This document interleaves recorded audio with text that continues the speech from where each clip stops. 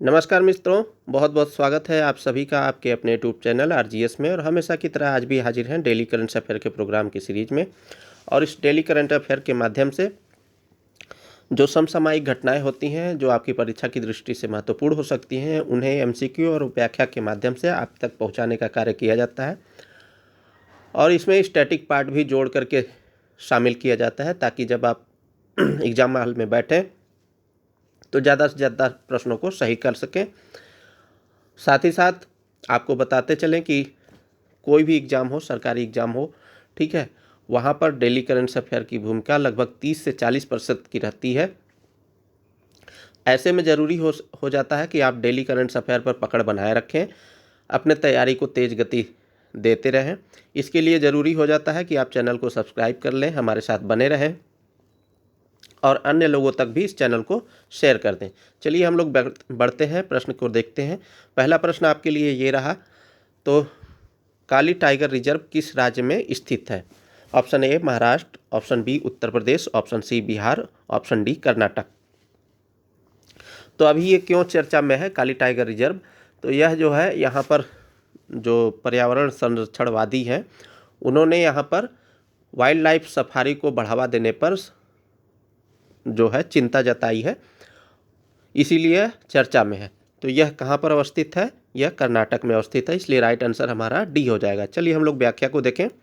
तो काली tiger reserve में wild life safari को बढ़ावा देने पर संरक्षण कार्यकर्ताओं ने चिंता जताई है। शिकायतकर्ता ने वन्य जीव संरक्षण अधिनियम की धारा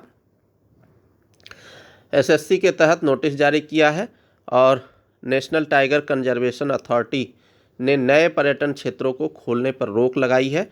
उन क्षेत्रों में जो पर्यटन जोन का हिस्सा नहीं है वहां पर रोक लगा दी गई है। टाइगर कंजर्वेशन प्लान के तहत काली टाइगर रिजर्व में केवल ट्रैकिंग और पक्षी दर्शन को ही अनुमोदन प्राप्त है।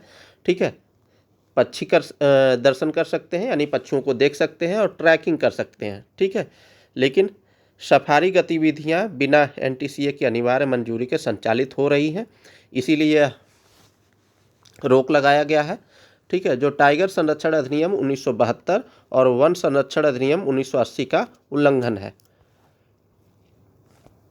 अब काली टाइगर रिजर्व के बारे में देख लेते हैं। तो काली टाइगर रिजर्व कहाँ पर अवस्थित है?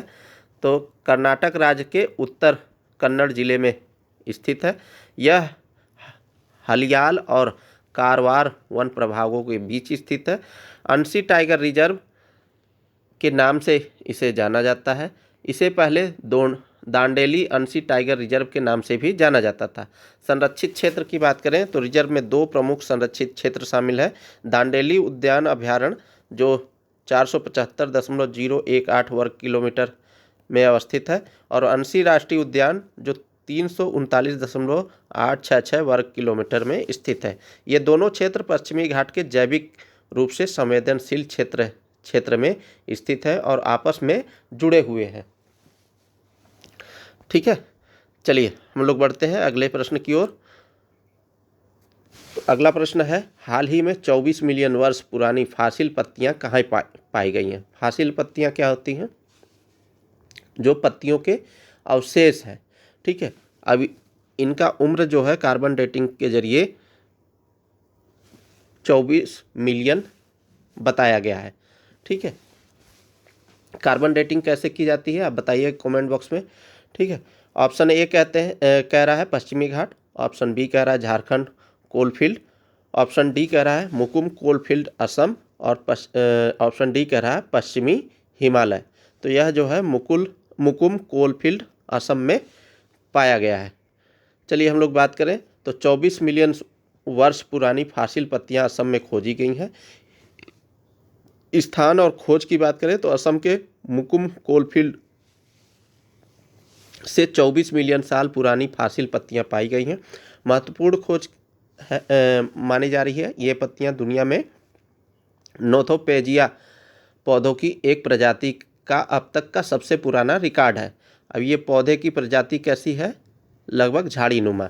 ठीक है, अनुसंधान दल ये फासिल पत्ती ने बताया कि ये फासिल पत्तियां Birbal Sahni institute of palaeo science के शोधकर्ताओं ने खोजी थी, जो लखनऊ में स्थित एक स्वायत्त संस्थान है। तो Birbal Sahni institute of palaeo science कहाँ पर अवस्थित है? लखनऊ में। आधुनिक तुलना की बात करें तो ये फॉसिल पत्तियाँ आधुनिक नोथोपेजिया प्रजाति से मिलती जुलती हैं, जो आज भी पश्चिमी घाट में पाई जाती हैं, जो असम से हजारों किलोमीटर दूर स्थित है। इसके प्राकृतिक इतिहास की बात करें तो नोथोपेजिया प्रजाति अब उत्तर पूर्वी भारत में नहीं पाई जाती हैं, जिससे यह खोज इस क्षेत्र के पारिस्थितिक तंत्र के अतीत का महत्वपूर्ण संकेत है। चलिए अगले प्रश्न की ओर बढ़ें। तो हाल ही में ब्लेज मैटरबेली को किस खुफिया एजेंसी की पहली महिला प्रमुख नियुक्त किया गया है? तो नाम क्या है? ब्लेज मैटरबेली, खुफिया एजेंसी की पहली महिला प्रमुख नियुक्त किया गया है।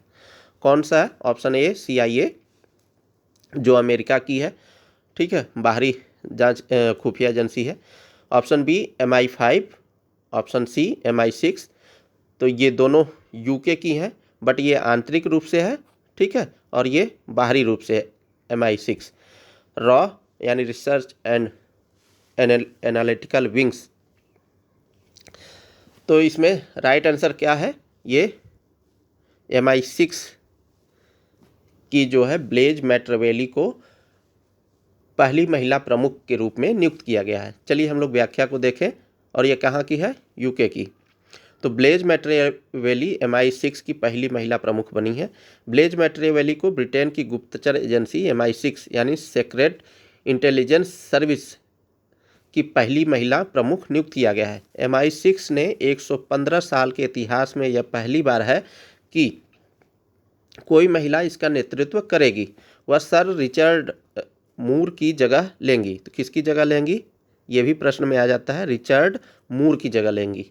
MI6 प्रमुख को कोड नेम C, यानी उसका कोड नेम क्या होता है? C से जाना जाता है, और यह सेवा का एकमात्र सार्वजनिक रूप से ज्ञात अधिकारी होता है। C सीधे ब्रिटेन के विदेश सचिव को रिपोर्ट करता है और उसे संचालन की पूर्ण जिम्मेदारी होती है। तो किसे रिपोर्ट करता है? ब्रिटेन के विदेश सचिव को। वैज्ञानिक और भूमिका की बात करें तो ब्लेज मैटरबेली वर्तमान में MI6 में डायरेक्टर जनरल Q के रूप में कार्यरत है, जहां वह प्रौद्योगिकी और नवाचार यानी टेक्नोलॉजी एंड इनोवेशन की निगरानी करती हैं। Q का पद जेम्स बॉन्ड फिल्मों के काल्पनिक गैजेट एक्सपर्ट से प्रेरित है। इससे पहले उन्होंने ब्रिटेन की घरेलू खुफिया एजेंसी MI5 में एक वरिष्ठ पद पर कार्य किया था। दोनों है तो MI5 और MI6 दोनों ब्रिटेन की है, लेकिन ये घरेलू रूप से काम करती है MI5, ठीक है, और MI6 जो है बाहरी रूप से, ठीक है। तो MI5 की प्रमुख बनने वाली महिलाओं में स्टेला रिमिंगटन और एलाइजा मैनिंगम बुलर शामिल है, लेकिन MI6 की प्रमुख बनने वाली ब्लेज मैटरबेली पहली महिला है। चलिए अगले प्रश्न की ओर बढ़ें। तो हाल ही में किन देशों ने अपने उच्चायुक्तों को बहाल करने का निर्णय लिया है? ऑप्शन ए कह रहा है भारत और पाकिस्तान, ऑप्शन बी भारत और चीन, ऑप्शन सी भारत और संयुक्त राज्य अमेरिका, ऑप्शन डी कह रहा है भारत और कनाडा। तो अभी G20 शिखर सम्मेलन हुआ, और कहाँ पर हुआ? कनाडा में हुआ, और जिसकी चर्चा हम लोगों ने पीछे कल की क्लास में की थी, विस्तार से की थी। तो उसी बैठक में जो कनाडा के प्रधानमंत्री हैं, जो मार्क कार्नी जी हैं, नवनिर्वाचित हैं, उनके बीच और भारत के प्रधानमंत्री के बीच ये वार्ता हुई, और उन्होंने दोनों ने सहमति जताई है कि अपने अपने उच्चायुक्तों को बहाल करने का निर्णय लिया है। तो राइट आंसर हमारा क्या हो जाएगा? डी हो जाएगा, भारत और कनाडा के बीच। तो भारत और कनाडा राजनयिक संबंधों की बहाली हुई है। 2 वर्षों के बड़े राजनयिक दबाव के बाद भारत और कनाडा ने उच्चायुक्तों की बहाली का निर्णय लिया है। दोनों देशों ने सहमति जताई है कि वे दिल्ली और ओटावा में जल्द ही एक दूसरे के उच्चायुक्त तैनात करेंगे। तो ओटावा में भारतीय उच्चायुक्त बैठेंगे और दिल्ली में कौन? कनाडा के उच्चायुक्त बैठेंगे। यह निर्णय प्रधानमंत्री नरेंद्र मोदी और कनाडा के नवनिर्वाचित प्रधानमंत्री मार्क कार्नी के बीच हुई वार्ता के बाद लिया गया। यह बैठक G7 आउटरीच सत्र के दौरान कैनेनिस्किस, अल्बर्टा, कनाडा में हुई, जहां भारत को विशेष आमंत्रित देश के रूप में बुलाया गया था। चलिए अगले प्रश्न की ओर बढ़े। मोस्ट इम्पॉर्टेंट क्वेश्चन, चूँकि अभी युद्ध की स्थिति मध्य एशिया में भी बनी हुई है, साथ ही साथ यूक्रेन और रूस में भी बनी हुई है, ठीक है। ऐसे में ज़रूरी हो जाता है कि हम लोग सिप्री की रिपोर्ट को जानें। तो सिप्री की ईयर बुक 2025 के अनुसार जनवरी 2025 के पास 25 के पास कितने परमाणु हथियार है? तो 2025 के बाद होगा, ठीक है। किस देश के पास?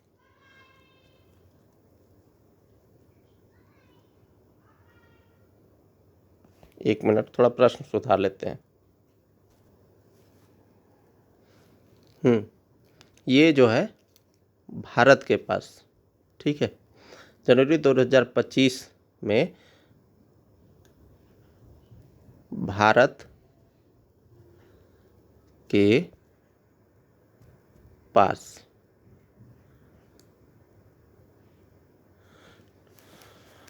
कितने परमाणु हथियार हैं? Option A 172, option B 180, option C 170, option D 200।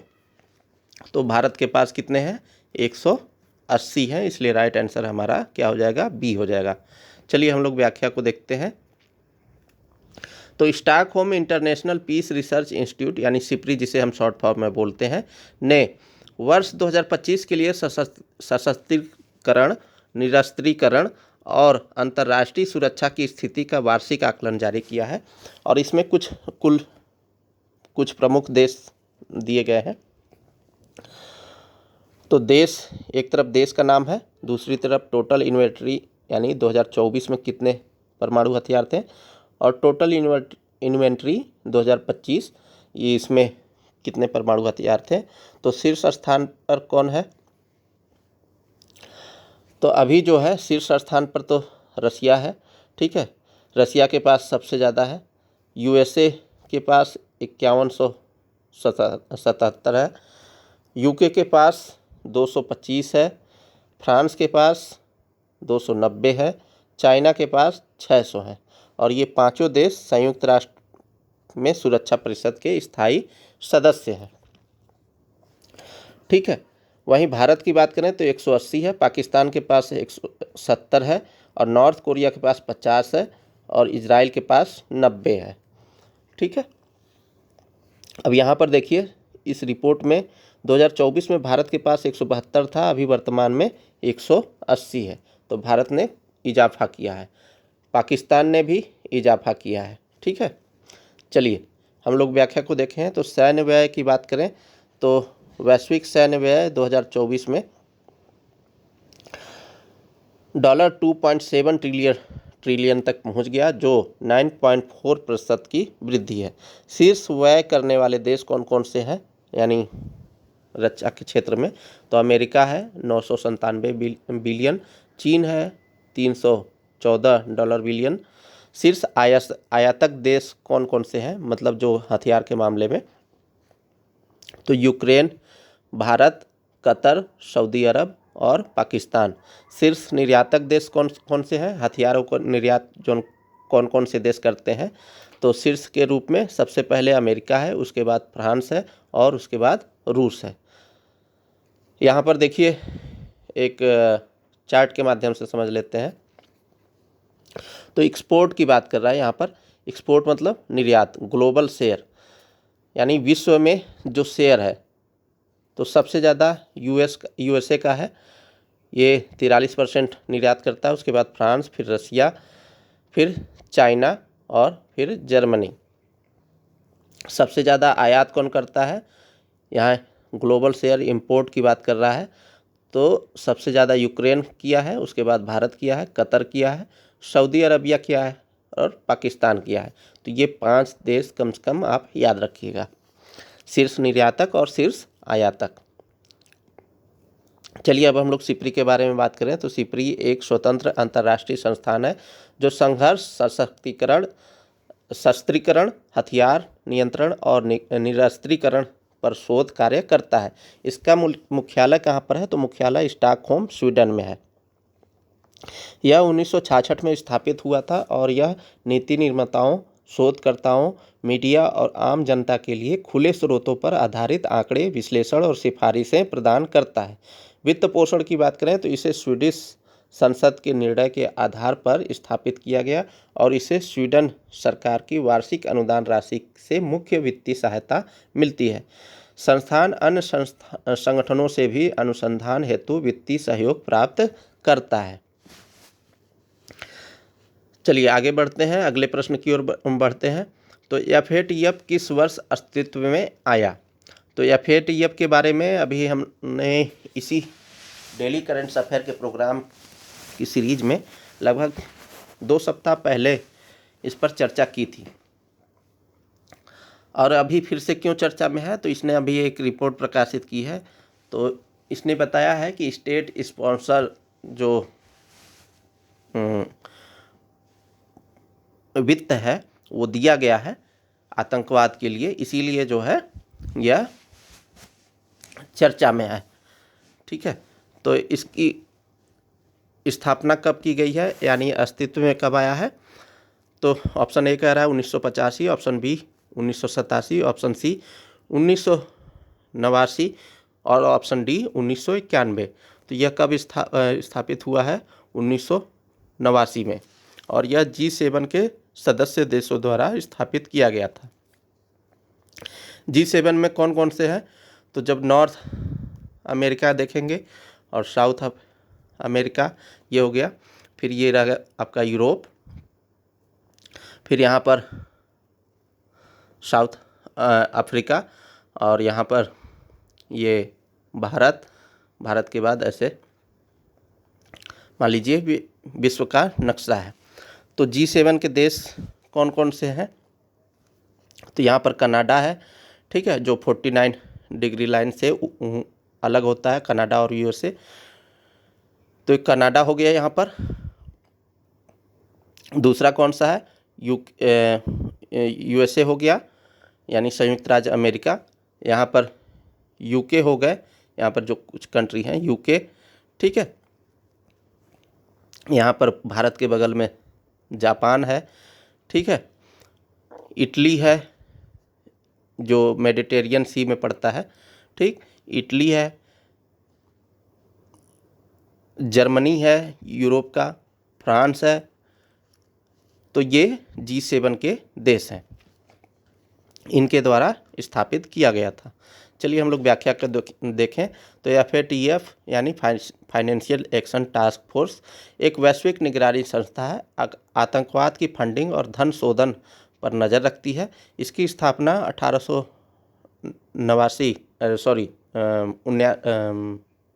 89 में G7 देशों की पहल पर हुई थी। मुख्य उद्देश्य क्या है? तो धन शोधन को रोकने के लिए कानूनी, नियामकीय और परिचालन उपायों को लागू करने की नीति बनाना है। 9/11 के आतंकी हमलों के बाद इसका कार्यक्षेत्र आतंकवाद की फंडिंग को भी शामिल करने के लिए बढ़ाया गया है। इसका मुख्यालय की बात करें तो पेरिस में अवस्थित है। पेरिस कहाँ पर है? फ्रांस में। FATF को स्थापित करने वाले 7 देश G7 वाले हैं, जैसे Canada, France, Germany, Italy, Japan, United kingdom, संयुक्त राज्य अमेरिका। यूरोपीय संघ EU को गैर सूचीबद्ध सदस्य के रूप में शामिल किया गया है। सदस्यता और भागीदारी की बात करें तो इसकी वैश्विक उपस्थिति बनी हुई है। 2023 तक FATF के पास कुल 38 सदस्य देश यानी क्षेत्राधिकार हैं, जिनमें भारत भी शामिल है। इसके अतिरिक्त 2 क्षेत्रीय संगठन भी सदस्य हैं। ये सदस्य वैश्विक प्रमुख वित्तीय केंद्रों का प्रतिनिधित्व करते हैं। 28 अंतर्राष्ट्रीय संगठन यानी FATF पर्यवेक्षक के रूप में शामिल है। ये संख्या बदलती भी रहती है, तो आप लोग एग्जाम के समय देखते रहिएगा। प्रमुख पर्यवेक्षक संगठनों में शामिल कौन कौन से संगठन हैं? तो अंतर्राष्ट्रीय मुद्रा कोष, जिसे IMF बोलते हैं शॉर्ट फॉर्म में, संयुक्त राष्ट्र, यूएन और इसके 6 विशेष समूह, विश्व बैंक, OECD, आर्थिक सहयोग और विकास संगठन, इसके बारे में कल के डेली करंट अफेयर में हमने चर्चा की थी। ये सभी पर्यवेक्षक संगठन धन शोधन के खिलाफ कार्रवाई को अपनी मुख्य जिम्मेदारियों में मानते हैं। चलिए अगले प्रश्न की ओर बढ़ें। मोस्ट इम्पॉर्टेंट प्रश्न, ऑपरेशन सिंधु का उद्देश्य क्या है? तो ऑप्शन ए कह रहा है भारत में बाढ़ पीड़ितों की सहायता करना। ऑप्शन बी, इजराइल में फंसे नागरिकों को सुरक्षित निकालना। ऑप्शन सी, ईरान से भारतीय नागरिकों को सुरक्षित निकालना। ऑप्शन डी, भारतीय सैनिकों की तैनाती मध्य पूर्व में करना। तो अभी कल ही हम लोगों ने इस संबंध में बात किया था। ईरान और इजराइल के मध्य तनातनी बढ़ी हुई है और उससे संबंधित कल के डेली करंट अफेयर में हमने शामिल किया था। और ऑपरेशन सिंधु भी लॉन्च किया गया भारत सरकार द्वारा, इसलिए फिर से हम हाजिर हैं इस प्रश्न को लेकर के।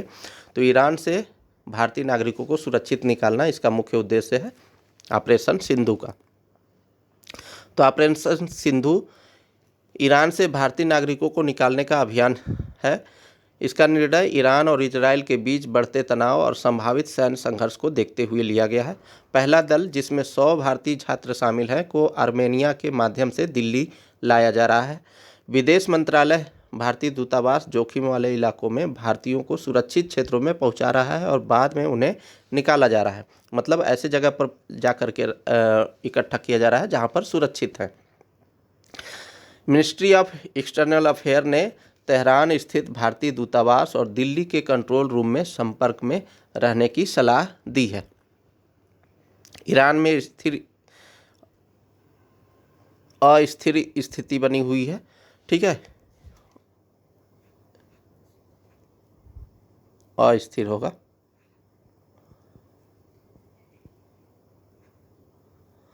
तो ईरान में लगभग 4000 भारतीय नागरिक रहते हैं, जिनमें से लगभग आधे छात्र हैं। भारत ने 18 जून से पहले ही अपने नागरिकों को तेहरान छोड़ने की सलाह दी थी। भारत को ईरान से नागरिकों को निकालने के लिए क्षेत्रीय कूटनीतिक चुनौतियों का सामना करना पड़ रहा है। भारत के ईरान से लगी सीमाओं वाले कुछ देशों जैसे तुर्की, अजरबैजान और पाकिस्तान से रिश्ते तनावपूर्ण हैं। तो तुर्की कहाँ पर अवस्थित है? इराक के पहले जब हम यूरोप से बढ़ेंगे, भूमध्य सागर की ओर बढ़ेंगे, ठीक है, तो उसी के पास में तुर्की है। उसके बाद ये अजरबैजान और पाकिस्तान, इससे रिश्ते इनके साथ भारत के रिश्ते तनावपूर्ण हैं। वहीं भारत के लिए आर्मेनिया, तुर्कमेनिस्तान और इराक सहयोगी देश हैं जिनसे वह संपर्क में है। भारत के पास फारस की खाड़ी और सऊदी अरब, कुवैत के रास्ते समुद्री मार्ग से भी निकासी की जा रही है। चलिए अगले प्रश्न की ओर बढ़े। Most important question, QS world university ranking 2026 में भारत का सर्वोच्च रैंकिंग वाला संस्थान कौन सा है? ऑप्शन ए कह रहा है IIT बॉम्बे। ऑप्शन बी कह रहा है IIT दिल्ली। ऑप्शन सी कह रहा है IIT मद्रास। ऑप्शन डी कह रहा है IISc बेंगलुरु। ठीक है, तो अभी जो है इसमें शीर्ष स्थान पर भारत में कौन सा बना हुआ है? IIT दिल्ली बना हुआ है, इसलिए राइट आंसर हमारा बी हो जाएगा। चलिए हम लोग बात करते हैं। तो QS world university ranking 2026 IIT Delhi, Bharat का सर्वोच्च रैंकिंग वाला संस्थान IIT दिल्ली जो है 123वीं रैंक 2024 में 197 रैंक थी और 2025 में 150वीं रैंक है। जो अभी इस साल का जो जारी किया गया है 2026 के लिए जारी किया गया है। 2026 में IIT दिल्ली 123वीं रैंक पर है। और ये 26 के लिए क्यों जारी किया गया है? अभी तो 25 चल रहा है। तो जब कोई भी छात्र है वो जब 26 में एडमिशन लेगा तो रैंकिंग देख करके एडमिशन ले सकता है, इसलिए एडवांस में जारी किया जाता है। ठीक है, तो अभी IIT दिल्ली का स्थान जो है भारत में शीर्ष पर बना हुआ है।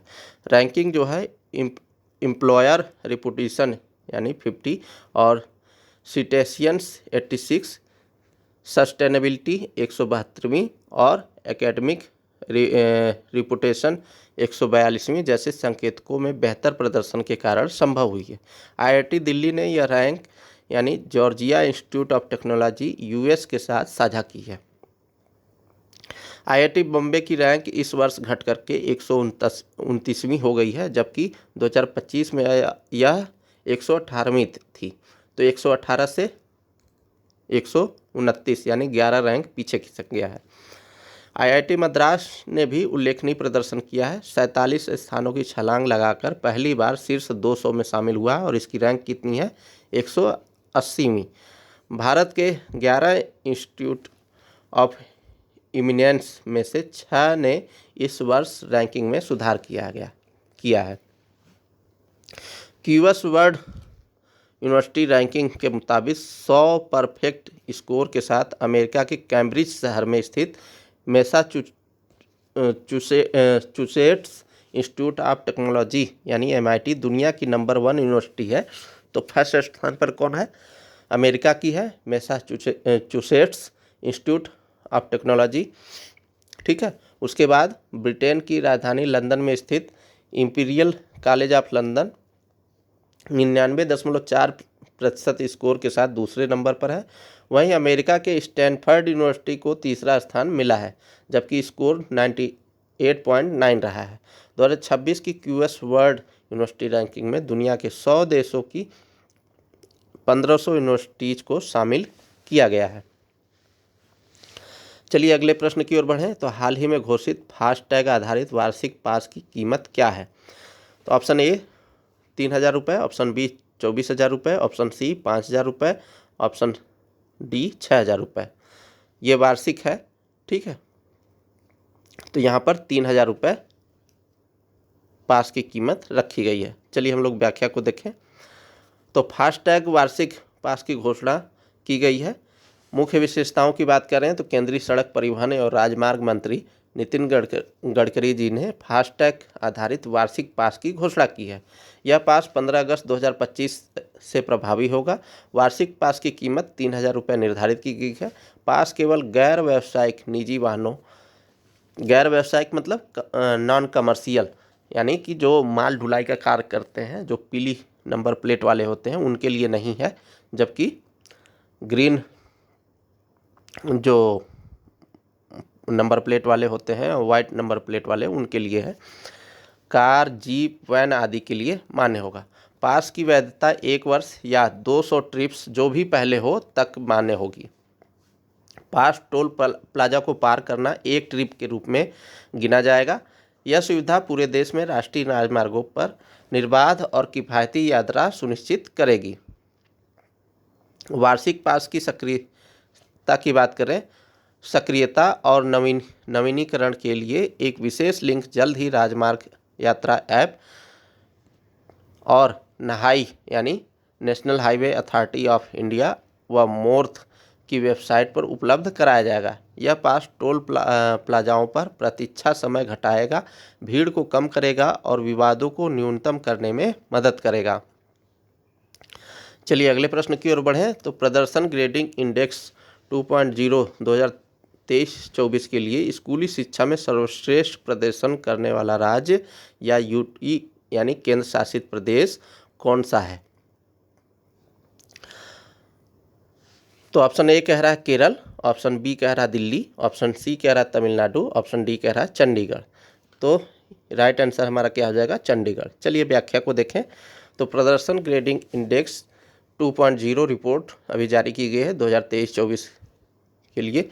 तो चंडीगढ़ को 2023-24 के लिए स्कूली शिक्षा में सर्वश्रेष्ठ प्रदर्शन करने वाला राज्य या केंद्र शासित प्रदेश घोषित किया गया है, यानी केंद्र शासित प्रदेश घोषित किया गया है। चंडीगढ़ ने 719 अंक प्राप्त किए गए हैं। प्रचेष्टा 1 ग्रेड प्राप्त करने वाला एकमात्र राज्य या केंद्र शासित प्रदेश बना। मेघालय ने मात्र 417 अंक प्राप्त किए और आकांक्षी 3 श्रेणी में सबसे नीचे रहा है। तो कौन है? मेघालय जो है सबसे नीचे रहा है। कोई भी राज्य या केंद्र शासित प्रदेश शीर्ष ग्रेड यानी 761 से 1000 तक नहीं पहुंच सका है, जो यह बताता है कि सुधार की काफ़ी गुंजाइश है। 24 राज्यों में या केंद्र शासित प्रदेश के स्कोर में पिछले वर्ष की तुलना में सुधार हुआ है, जबकि 12 राज्यों या केंद्र शासित प्रदेशों के स्कोर में गिरावट दर्ज की गई है। चलिए अगले प्रश्न की ओर बढ़े। तो माउंट लेवोटोबी लाकी ज्वालामुखी किस देश में अवस्थित है? तो ऑप्शन ए है फिलीपींस, ऑप्शन बी है Japan, option C Malaysia, option D Indonesia. तो यह कहाँ पर है? यह इंडोनेशिया में है और अभी प्रेजेंट में इसमें विस्फोट हुआ है, इसीलिए चर्चा में है। तो माउंट लेवोटोबी लाकी ज्वालामुखी विस्फोट इंडोनेशिया के ईस्ट पूना तेंगारा प्रांत में स्थित माउंट लेवोटोबी लाकी ज्वालामुखी में 17 जून 2025 को विस्फोट हुआ। इस विस्फोट में 11 किलोमीटर ऊंचाई तक राख का गुबार उठा, परिवहन और सुरक्षा पर असर पड़ा। इस ज्वालामुखी विस्फोट के कारण बाली के लिए कई अंतर्राष्ट्रीय उड़ानें रद्द कर दी गई। इनमें भारत, सिंगापुर और ऑस्ट्रेलिया से आने वाली उड़ानें भी शामिल थीं। यह कदम यात्रियों की सुरक्षा सुनिश्चित करने के लिए उठाया गया है। Indonesia Pacific ring of fire पर स्थित है। यह एक ऐसा क्षेत्र है जहां टेक्टोनिक प्लेटों की सक्रियता के कारण भूकंप और ज्वालामुखी विस्फोट अधिक होते रहते हैं। अब ये देखिए, इधर अवस्थित है इंडोनेशिया, ठीक है, और ये ऐसा क्षेत्र है जिसे हम रिंग ऑफ फायर के नाम से जानते हैं और इस क्षेत्र में अधिकतर जो है भूकंप और ज्वालामुखी घटनाएं होती रहती हैं। अब ये होते क्यों हैं? जो टेक्टोनिक प्लेटें हैं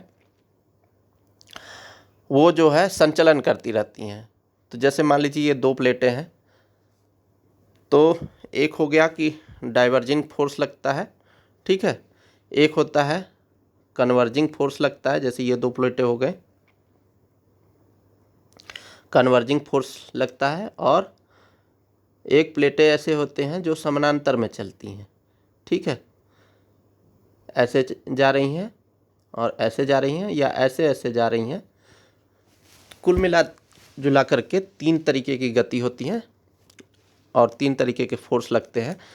तो जब ये प्लेटें जो है एक दूसरे से दूर जाती हैं तो वहाँ पर क्या होगा?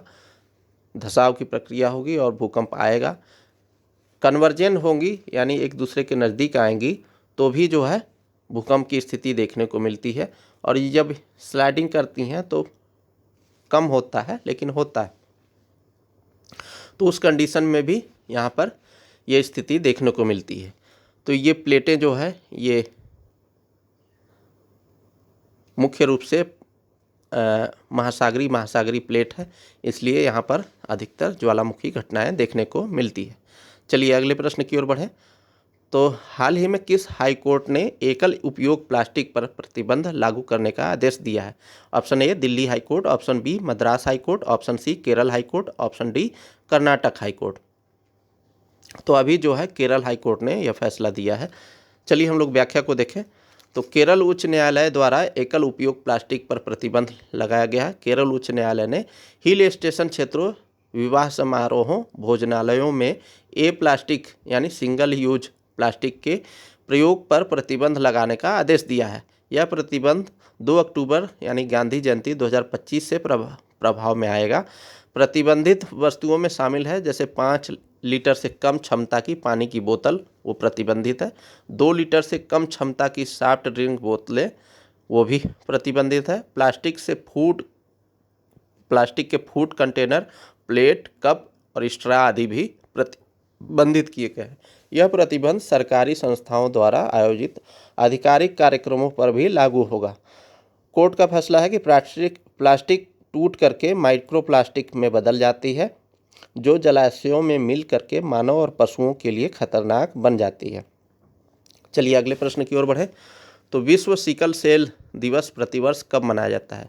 Option A 18 June, option B 19 June, option C 20 June, option D 22 June. तो यह जो है 19 जून को मनाया जाता है और यह एक प्रकार का आनुवंशिक समस्या भी है। विश्व सिकल सेल दिवस 19 जून को मनाया जाता है। इस वर्ष की थीम क्या है? वैश्विक कार्रवाई, स्थानीय प्रभावी स्व वकालत के लिए समुदायों को सशक्त बनाना है। तो विश्व सिकल सेल दिवस की बात करें तो विश्व सिकल सेल दिवस प्रतिवर्ष 19 जून को मनाया जाता है। सिकल सेल रोग एक गंभीर और वंशानुगत रक्त विकार है जिसमें लाल रक्त कोशिकाएं हंसिए के आकार की हो जाती हैं, इस प्रकार से, ठीक है, जिससे शरीर में ऑक्सीजन की आपूर्ति बाधित होती है। वर्ष 2025 की थीम वैश्विक कार्रवाई, स्थानीय प्रभाव, प्रभावी स्व वकालत के लिए समुदायों को सशक्त बनाना है। इस दिवस को संयुक्त राष्ट्र महासभा ने वर्ष 2008 में मान्यता दी थी। तो मान्यता कब मिली थी? 2008 में। भारत सरकार ने वर्ष 2023 में राष्ट्रीय सिकल सेल उन्मूलन मिशन शुरू किया था। तो बजट में ये घोषणा किया गया था। इसका उद्देश्य वर्ष 2047 तक सिकल सेल रोग को भारत से समाप्त करना है, ठीक है। और यह मुख्य रूप से मध्य प्रदेश, छत्तीसगढ़, मतलब जनजातीय लोगों में यह ज़्यादा पाया जाता है। इस रोग से बचाव के लिए स्क्रीनिंग, परामर्श, जागरूकता और समय पर इलाज अनिवार्य है। चलिए अगले प्रश्न की ओर बढ़ें। तो विश्व एथनिक दिवस प्रतिवर्ष कब मनाया जाता है? Option A 18 June, option B 19 June, option C 20 June, option D 22 जुलाई। तो यह जो है 19 जून को ही मनाया जाता है। चलिए हम लोग व्याख्या को देखें। तो विश्व एथनिक दिवस प्रतिवर्ष 18 जून को मनाया जाता है। इसका उद्देश्य विश्व की विविध संस्कृतियों, परंपराओं और जाति समुदायों के संरक्षण और प्रचार को बढ़ावा देना है। यह दिन वैश्विक एकता और सांस्कृतिक विविधता का उत्सव है। इसके इतिहास की बात करें तो इसकी शुरुआत विश्व संस्कृति के संरक्षण के लिए हुई, जिसे औपचारिक रूप से एक अंतर्राष्ट्रीय दिवस के रूप में मान्यता मिली। 2015 में भारत में अभिनेत्री दिव्या बालन ने इसके प्रचार में महत्वपूर्ण भूमिका निभाई थी और जिसे IBN 7 जैसे न्यूज़ चैनल ने कवर किया था। यह दिन सांस्कृतिक विरासत को जीवित रखने और वैश्विक स्तर पर इसे प्रोत्साहित करने के लिए शुरू किया गया। उद्देश्य क्या है? तो सांस्कृतिक और जाति विविधता का सम्मान करना, विश्व भर के लोगों को अपनी जड़ों से जोड़ना और परंपराओं को संरक्षित करना, कला, सभ्यता और नृवंश विज्ञानी के प्रति जागरूकता फैलाना है। कैसे मनाया जाता है? तो विभिन्न देशों में सांस्कृतिक कार्यक्रम, प्रदर्शनियां और कार्यशालाएं आयोजित की जाती हैं। जातीय उत्पादों के ऑनलाइन और ऑफलाइन बाज़ारों को बढ़ावा दिया जाता है। स्थानीय समुदाय अपनी पारंपरिक वेशभूषा, नृत्य और खान पान के माध्यम से उत्सव मनाते हैं। इसका महत्व क्या है? तो यह दिन विश्व में 1000 से अधिक जाति समूहों की भाषाई, सांस्कृतिक और सामाजिक विविधता को उजागर करता है। यह वैश्विक शांति और भाईचारे को बढ़ावा देता है, सांस्कृतिक संरक्षण के लिए नई पीढ़ी को प्रेरित करता है। वर्तमान स्थिति की बात करें तो आज यह दिन 160 से अधिक देशों में मनाया जाता है। इसमें 820 से अधिक जाति समूह शामिल है। डिजिटल प्लेटफॉर्म ने इनके प्रचार को और बढ़ाया है। यह सांस्कृतिक आदान प्रदान और पर्यटन को भी प्रोत्साहित करता है। निष्कर्ष की बात करें तो विश्व एथनिक दिवस सांस्कृतिक धरोहर को संजोने का एक अनूठा अवसर है जो हमें अपनी जड़ों से जोड़ता है और वैश्विक एकता को मजबूत करता है। तो ये था दोस्तों आज के लिए डेली करंट अफेयर का प्रोग्राम, और उम्मीद करते हैं आप लोग जो है इस डेली करंट अफेयर को प्रोग्राम को पसंद कर रहे होंगे और अपने फीडबैक जो है कमेंट बॉक्स में दिया कीजिए, पॉजिटिव होगा या निगेटिव।